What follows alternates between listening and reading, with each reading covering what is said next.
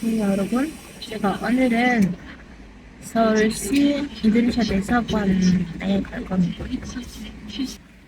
제가 여권을 연장하려고 할 겁니다.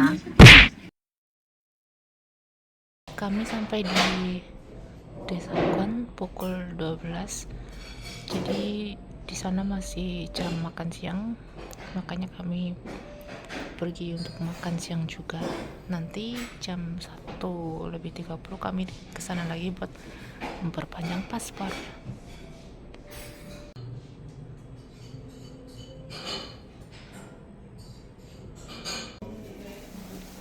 카일님 있거든. Kalau mau memperpanjang visa, masuknya bukan dari sini tapi lewat gang di situ ya, sebelah situ. Lewat sini guys.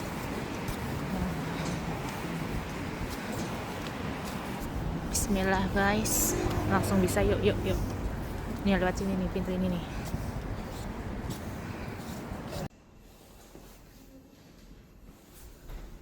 Sini guys.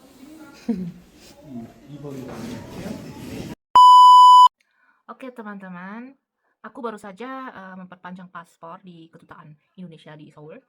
Jadi kalian itu kalau mau memperpanjang ya, pergi ke kedutaan bawa dokumen lengkap ya, kayak paspor asli, terus ARC atau 외국인 등록증, terus uang cash minimal ya 80 ribuan lah ya. Itu pun sisa ya, itu buat yang elektronik paspor. Kemudian kalau kalian pakai mobil ke sana, kalian harus nyari parkiran ya. Ya kebetulan aku parkir di gedung sebelah kedutaan itu. Rada mahal sih ya. Oke. Terus kalian pergi aja ke gang samping kedutaan, ada gang. Masuk ke jalan itu. Nah, di sebelah kanan ntar ada ada pintu masuk lagi untuk khusus pembuatan ngurus paspor, ngurus pernikahan dan lain-lain. Ke situ aja masuk. Kemudian kalian nunggu antrian. Ya, ngantri. Habis itu kalian itu aja kasih lihat paspor, 외국인 등록증 atau ARC. Kemudian kalian kasih lihat, kalau kalian visanya kayak aku F6, kalian bisa kasih lihat 혼인 관계 증명서, terus sama 가족 관계 증명서. Terus kalian bakal dimintain juga kasih lihat buku nikah. Kemudian kalian juga akan ditanyain, nggak ditanyain sih, kan kalau kalian sama suami, ntar ID card suami kalian atau istri kalian bakal dimintain dikasih dilihat. Oke, habis itu kalian bakal tanyain mau dikirim lewat pos apa mau diambil ke situ langsung. Aku bilang mau lewat pos aja. Jadi kalau lewat pos harus bayar lagi 5.000 won. Itu ya harga stiker pos perangko. Habis itu kalian bakal dikasih kwitansi dan kalian akan disuruh ke loket pojok sebelah kanan, loket PNI. Kalian bayar di situ pakai uang cash.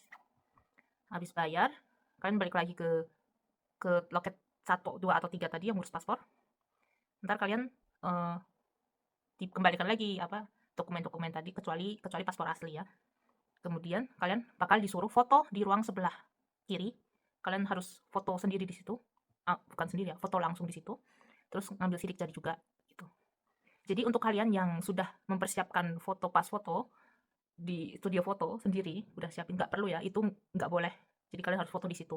Mau jelek mau bagus, pokoknya harus di situ guys. Jadi untuk aku kemarin sebelum ke Seoul, aku udah foto studio ya, itu harganya lumayan mahal ya, kayak 23.000 won. Udah bagus lah kualitasnya. Habis itu udah aku bawa ke situ, nggak boleh guys. Jadi kalian harus foto di situ. Jadi gue saranin nggak usah ke studio, dah foto situ aja, udah murah, gratis, tapi jelek.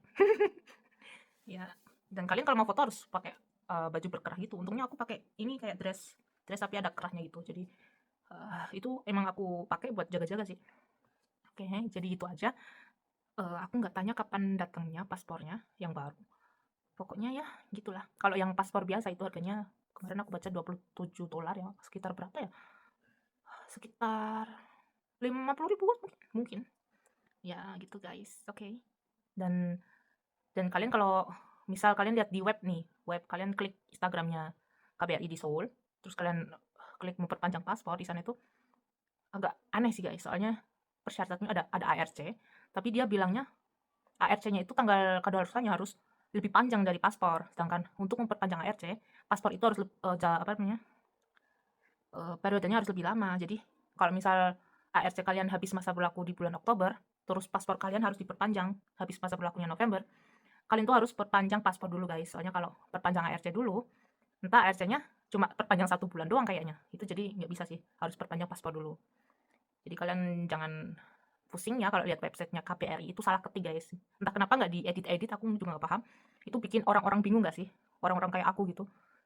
Itu bingung banget guys. Jadi gitu aja. Nanti berapa hari bakal nyampe, nanti aku kasih tahu lagi ya di video ini. Oke, bye. Tada! Paspornya sudah sampai teman-teman. Jadi aku tuh ngajuin ganti paspor itu tanggal 12 Desember. Terus ini tanggal 18 atau 17 Desember ini. Jadi sekarang tanggal 17 Desember dan baru nyampe. Tadi lewat orang pos ya. Jadi nanti kita dapat paspor yang lama sama yang baru.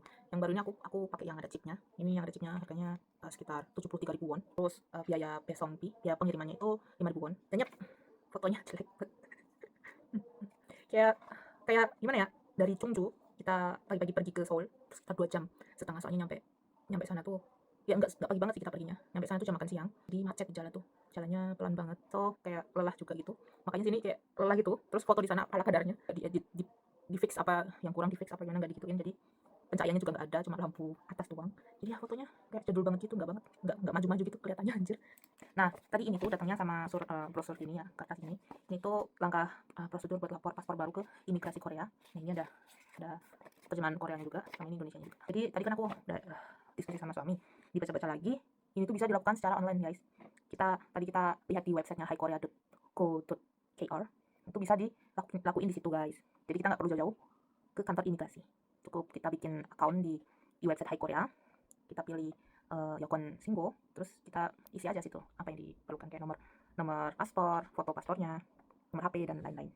Oke, jadi aku juga mau cerita. Di kemarin pas hari setelah aku perpanjang paspor itu, kan aku sebelum pergi ke sana kan aku email dulu ke pihak imigrasi Indonesia yang ngurusin paspor yang ada di Instagram itu loh. Aku email, Pak Bu, saya mau tanya, saya kan dapat surat dari imigrasi Korea untuk memperpanjang ARC ya. Nah, aku tanya yang diperpanjang ARC-nya dulu apa paspornya dulu. Kebetulan ARC-ku itu bulan 3 tahun depan itu hangus ya, harus diperpanjang, dan pasporku itu hangus juga bulan 4-nya. Jadi aku tanya gitu, soalnya aku bingung, soalnya di surat ini ya. Jadi di surat ini pemerintah Korea itu bilang harus perpanjang paspor dulu, kalau paspornya itu masa berlakunya hampir habis. Tapi pas aku cek di website KBRI yang dicantumin di Instagram, itu bilangnya ARC itu harus lebih panjang masa berlakunya daripada paspor. Jadi itu kebalikannya guys, kebalikannya.